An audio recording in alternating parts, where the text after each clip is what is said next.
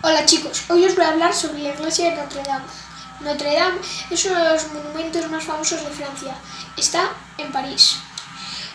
Notre Dame significa Nuestra Señora.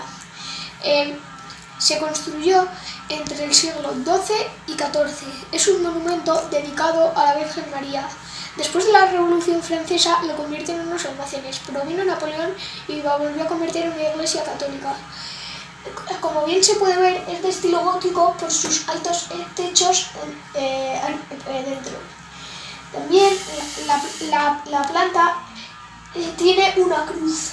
¿Os habéis fijado? Una de las curiosidades es que se ha quemado dos veces esta iglesia, una en el siglo XIX y otra el año pasado. Esta es una foto con aguja y esta sin aguja. Otra de las características de estilo gótico son los rosetones, que por fuera parecen muy normales, pero por dentro, cuando le refleja el sol, son muy bonitos. Otra de las cosas es que aquí transcurre la película El jorobado de Notre Dame, que es donde vive el protagonista, Quasimodo. Bueno, y con esto he terminado. Adiós. Hola a todos, hoy os voy a hablar de la Catedral de Palma de Mallorca, que se construyó en honor a Santa María Virgen en el siglo XIV, tras la conquista de Mallorca por los reyes de Aragón. Se encuentra a la orilla de la bahía de Palma, en el mismo lugar en el que anteriormente hubo una mezquita. Es uno de los templos góticos más admirados del mundo.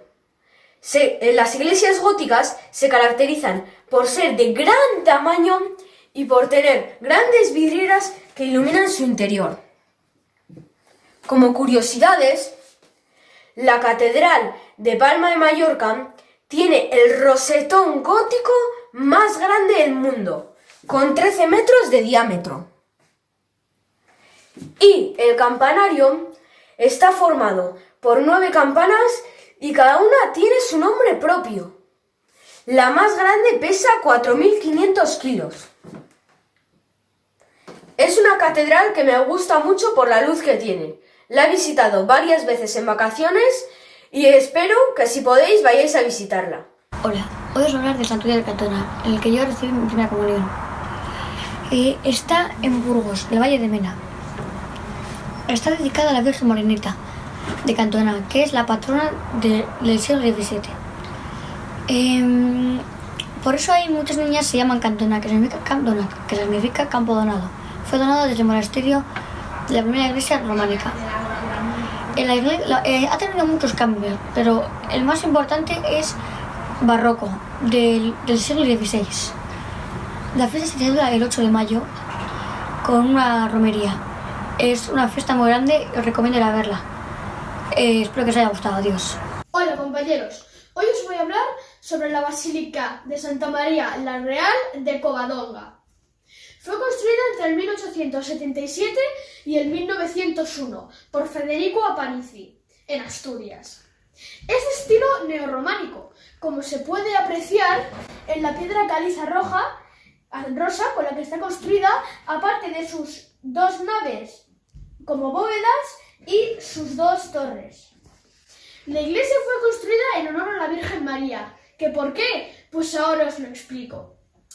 En Covadonga fue donde empezó la reconquista de España y se dice que la Virgen María ayudó a los cristianos a ganar esa batalla. Un último dato que me gustaría daros es que la Basílica de Covadonga y toda la zona se ha convertido en uno de los mayores centros turísticos de Asturias. Yo voy ahí todos los veranos y la verdad es que es algo memorable. Muchas gracias. Hoy os voy a hablar de la Catedral de San Pedro, que se encuentra en Jaca, provincia de Huesca. Es una catedral de estilo románico que se construyó a finales del siglo XI y principios del siglo XII. Su construcción fue ordenada por el rey Sancho I y fue declarada Monumento Nacional en el año 1931. La patrona tanto de Jaca como de la catedral es Santa Brosia. La catedral está hecha en piedra y en su interior hay 3 naves. La central es más alta y más ancha que las 2 laterales. En la bóveda hay pinturas de la Santísima Trinidad rodeada de ángeles y coros celestiales. En el exterior hay dos fachadas, una oeste, donde hay un atrio, y otra sur, donde se encuentra el pórtico, cada una con sus puertas correspondientes. Os invito a que vayáis a conocer esta catedral porque a mí me parece una de las más bonitas que he visto.